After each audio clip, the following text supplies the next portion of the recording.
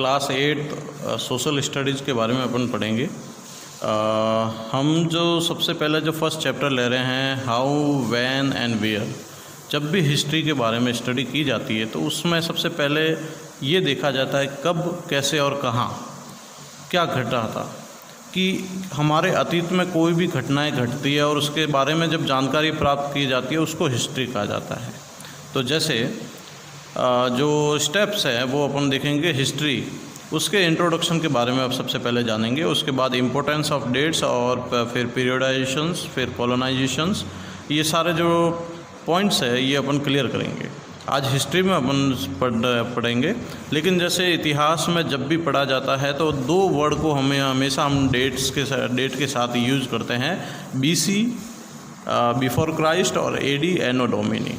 BC को हमेशा Jesus Christ के जन्म से पूर्व के भाग में लिया जाता है और AD को एनो डोमिनी के रूप में लिया जाता है, जो जीसस क्राइस्ट के जन्म के बाद के समय को लिया जाता है। AD जो है वो एनो डोमिनी शब्द से बना हुआ है, जो लैटिन वर्ड से बना हुआ है, और इसका मतलब ये होता है कि it's main year of our God. इसका मतलब होता है कि ये भगवान का वर्ष है, ईसा के जन्म का वर्ष है, इस रूप में इसको लिया जाता है। ये सारे जो AD और BC का जो हिस्ट्री को स्टडी करने का पैटर्न है ये ब्रिटिश से हमें मिला है। जैसे हमारे इंडियन हिस्ट्री में भी हम देखते तो हमारे ईस्वी वगैरह अपन यूज़ करते हैं, तो इस अलग अलग देशों के अंदर इतिहास को अपने अपने तरीके से अध्ययन किया जाता है। तो आज इतिहास के बारे में, हिस्ट्री के बारे में हम पढ़ेंगे कि हिस्ट्री है क्या, कि history is the study of past. हमारे अतीत के जो अध्ययन करते हैं, जो भी हमारे जीवन में या हमारे पूर्वजों के समय जो घटा है उनके बारे में जो अध्ययन करते हैं उसे इतिहास कहते हैं, हिस्ट्री कहते हैं।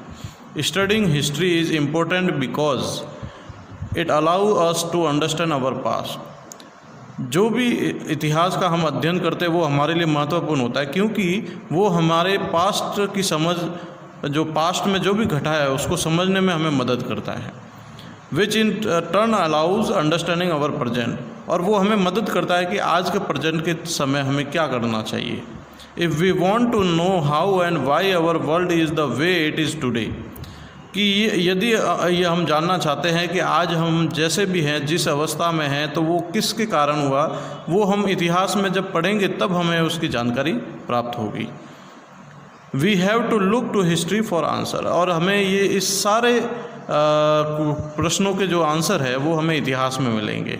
तो जो भी ये जो मैंने हाईलाइट आपको अंडरलाइन किया है ये आपको भी करना है, ये नोट्स के रूप में आपको लिखना है। इसी के आगे जैसे एग्जाम्पल के रूप में कि आज जैसे अपन ट्रेन वगैरह में बैठते हैं, जैसे ट्रेन के हमें नए वर्जन हमें मिलते हैं कि भाई मेट्रो ट्रेन है और बुलेट ट्रेन है।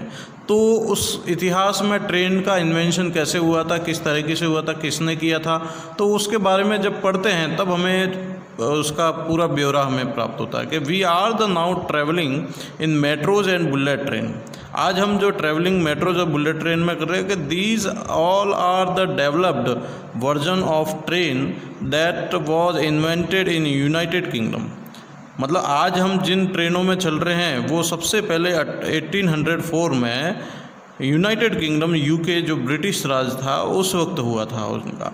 और इसको इन्वेंशन करने वाले जो थे Richard Trevithick, a British engineer born in Cornwall. जो ब्रिटिश में जो एक प्लेस है कॉर्नवाल, वहाँ पर जन्मे एक इंजीनियर जो रिचर्ड थे, उन्होंने इसका फर्स्ट वर्जन जो निकाला था ट्रेन का। तो ये इतिहास है कि आज हमें जो भी चीज़ प्राप्त हो रही है इतिहास में वो किस स्तर पर थी, किस तरीके से उसको इन्वेंट किया गया, किस तरीके से उसको आगे बढ़ाया गया और किस प्रकार से हमने उसका लाभ उठाया। अब उसी तरीके से इतिहास के अंदर हमारे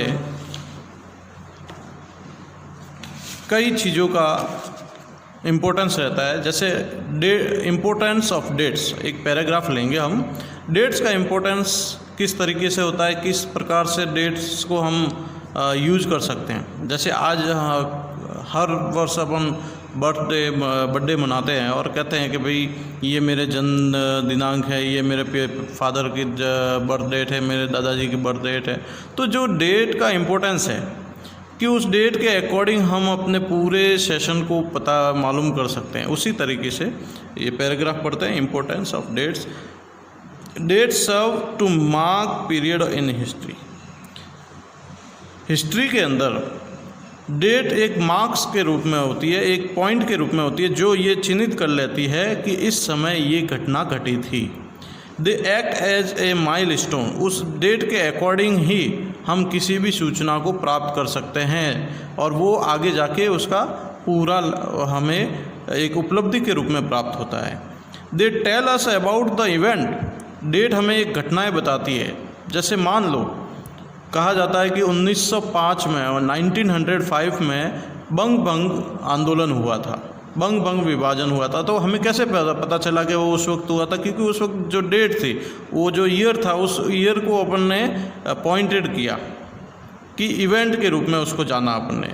पोजीशन, वो किस पोजीशन में था, ये डिफरेंट डेवलपमेंट, किस तरीके से उसका डेवलपमेंट हुआ था, विच टुक प्लेस, क्या क्या घटा था, उसके बारे में हम समझते हैं उस डेट के अकॉर्डिंग।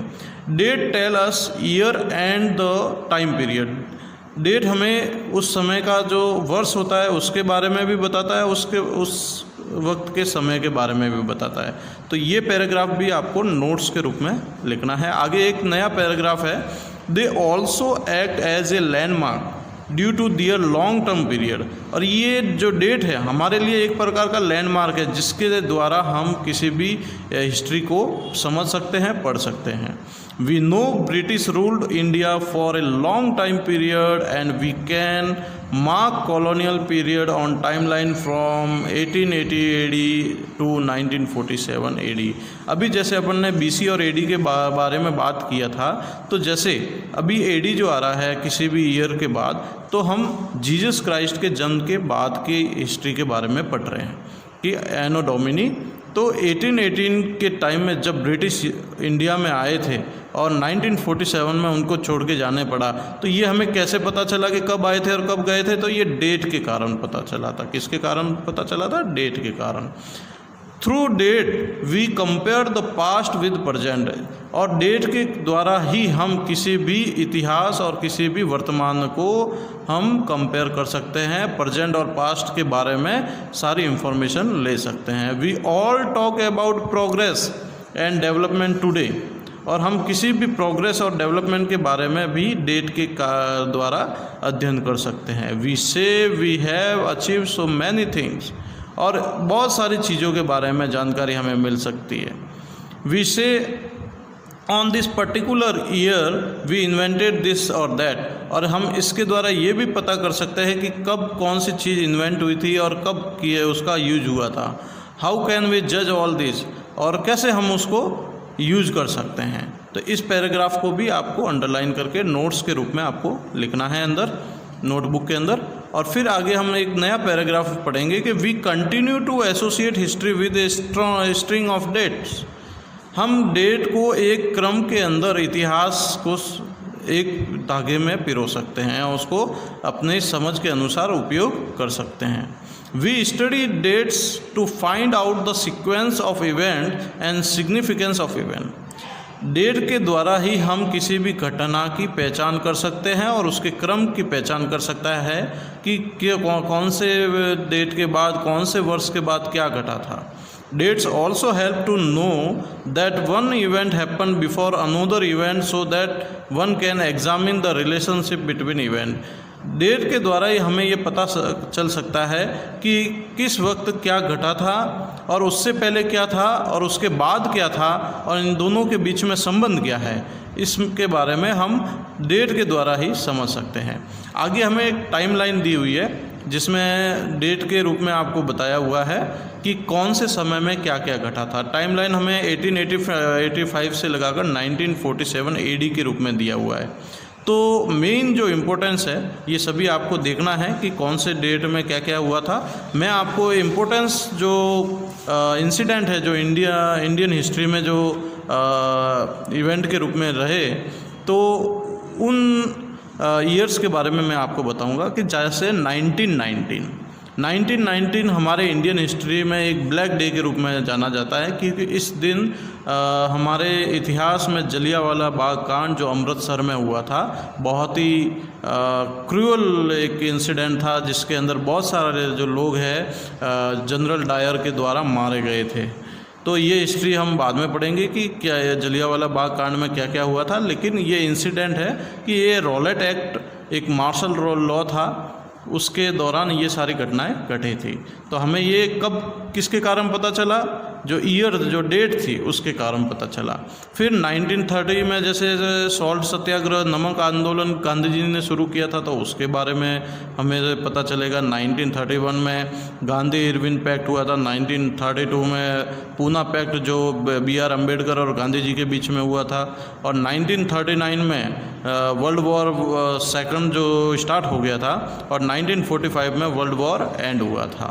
और उसी के आगे जैसे अगस्त 15, 1947 जो हमारा भारत देश है, जो इंडियन कंट्री है, वो इंडिपेंडेंट हुआ था। और बहुत सारे कम्युनल राइट्स उस वक्त हुए थे, और पार्टीशन भी हुआ था हमारे देश का। तो ये हमने डेट्स के बारे में पढ़ा कि डेट का हिस्ट्री में इम्पोर्टेंस क्या है। ये चीज़ पढ़ने के बाद हम सीधे एक्सरसाइज में आते हैं।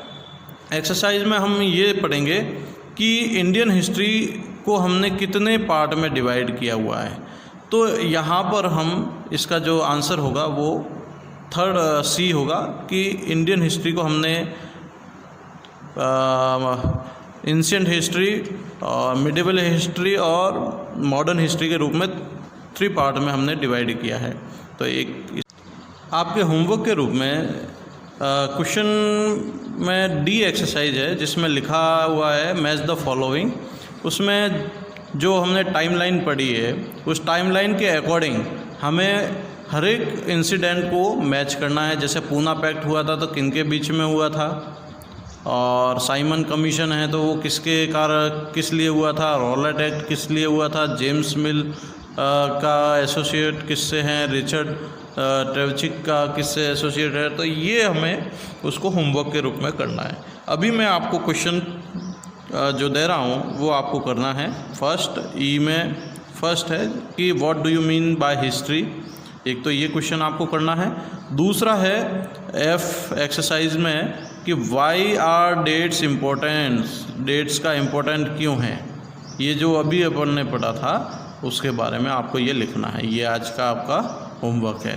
साथ में आपको ये जो ईयर मैंने जो आपको दिए शॉर्ट नोट के रूप में, ये आपको नोट्स के रूप में लिखने हैं, इनके टाइमलाइन के रूप में। एक नोट्स के रूप में कि कौन से ईयर में कौन सा इंसिडेंट हुआ था। और ये 3 जो आपको हार्डवर्ड दिए जा रहे हैं, तो आपको माइलस्टोन क्या है उसके बारे में लिखना है, कॉलोनियल क्या है और पार्टीशन क्या है इसके बारे में लिखना है। नेक्स्ट पीरियड जो है वो अपन कल पढ़ेंगे।